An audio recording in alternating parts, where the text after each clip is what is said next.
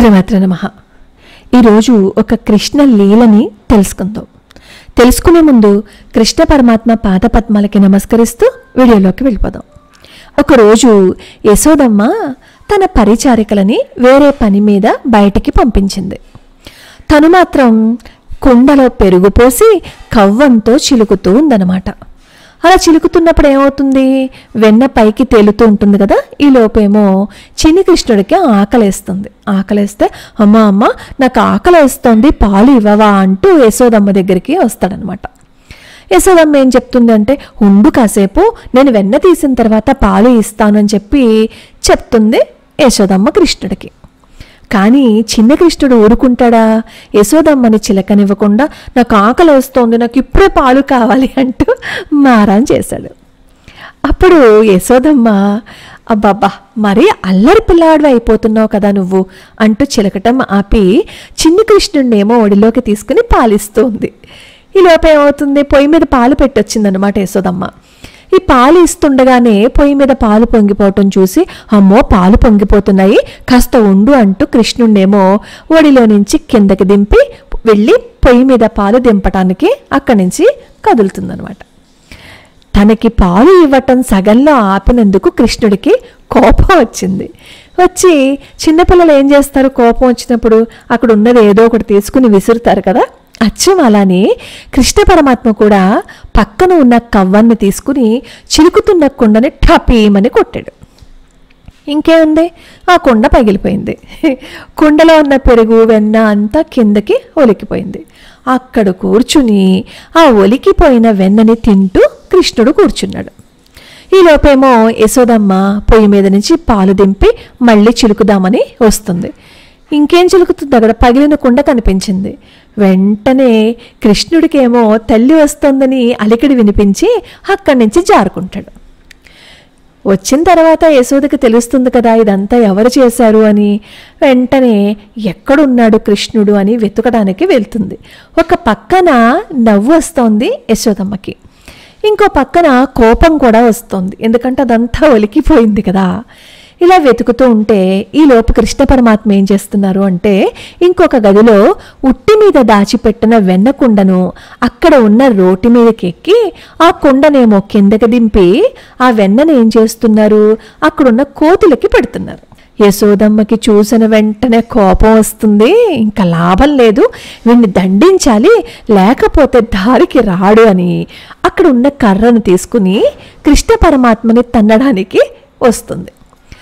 అలా కర్ర పట్టుకుని వస్తున్న యశోదమ్మని చూసి భయం నటిస్తూ భయంతో రోలు దిగి పారిపోతాడు కృష్ణ పరమాత్మ.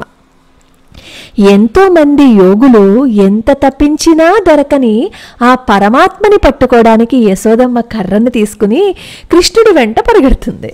ఒక పక్కేమో జుట్టు ఊడిపోతూ ఉంటుంది. అలాగే ఆ జుట్టు ముడివేసుకుంటూ కృష్ణుడిని పట్టుకోవడానికి యశోదమ్మ పరిగెడుతూ ఉంటుందన్నమాట. ఇంకా పరిగెత్తలేక కృష్ణ పరమాత్మ ఆగిపోతాడు. కృష్ణ పరమాత్మ పరిగెత్తలేక ఆగిపోలేదు, అక్కడ వాళ్ళ అమ్మ పరిగెడుతోంది కదా, అమ్మ అలసిపోతోంది అని చెప్పి ఆగాడు. కృష్ణ పరమాత్మ ఒక చోట ఆగి ఆ కళ్ళకి కాటుక పెట్టి నల్లటి కళ్ళు ఉంటాయి కదా కలువరేకుల్లాగా, ఆ కళ్ళని నలుపుకుంటూ బొంగమూతి పెట్టి ఏడుస్తూ ఉంటాడనమాట. అలా ఏడుస్తున్న కొడుకుని చూసి కరిగిపోతుంది యశోద. నవ్వితేనేమో కొడుక్కి భయం ఉండదని కృష్ణుడు 2 చేతులు పట్టుకుని కర్రతో బెదిరిస్తుంది. ఏమండి తమరెవరు, కృష్ణుడేనా? పాపం ఎప్పుడు వెన్నను చూసి అడిగరేమో కదా, కుండ పగలగొట్టి వెన్న తింటున్నారు కదా, మీరు తిన్నది కాక కోతులకి కూడా పెడుతున్నారా? పాపం తమరికి దొంగతనంగా వెన్న తినడమే తెలీదు, ఎంత అమాయకంగా పెట్టారో కదా ముఖము అంటూ కొడుకుని గద్దిస్తుంది.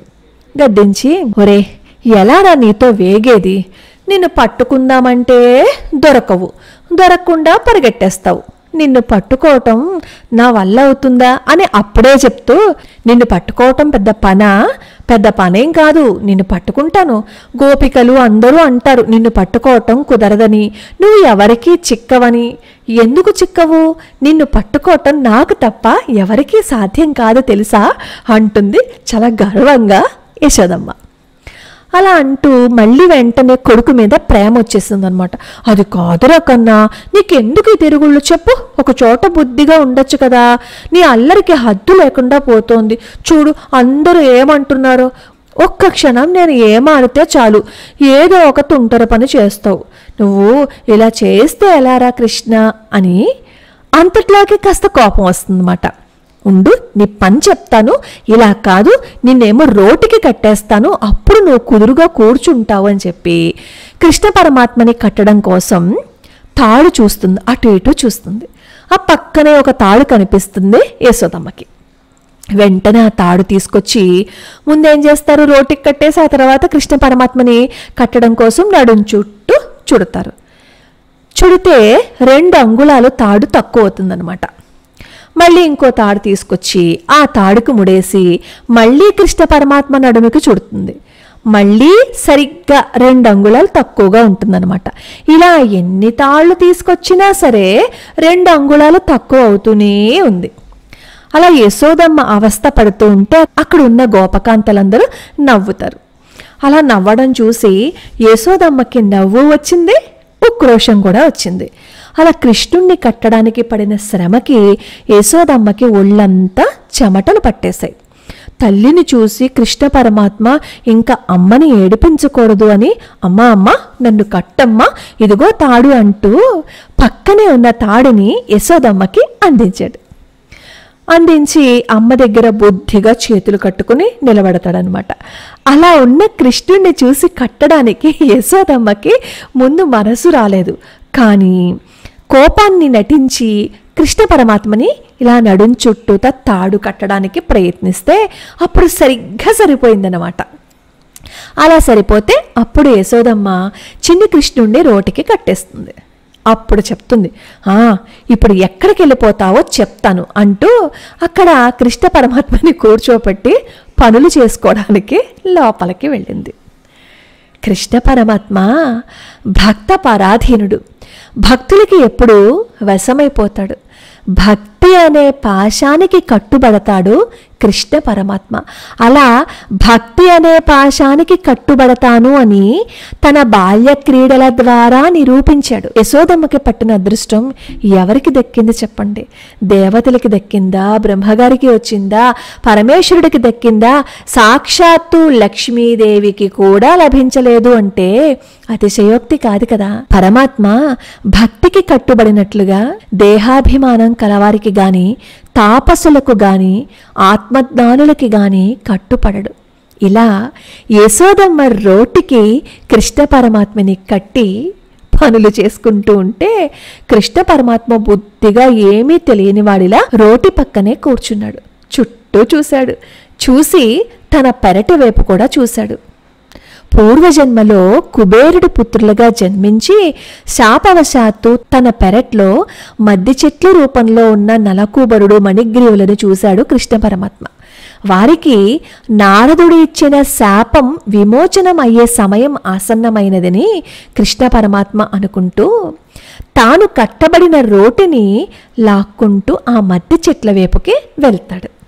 అలా వాళ్ళిద్దరికీ ఉన్న శాపాన్ని పోగొట్టడం కోసం ఇంత నాటకమే ఆడాడు కృష్ణ పరమాత్మ.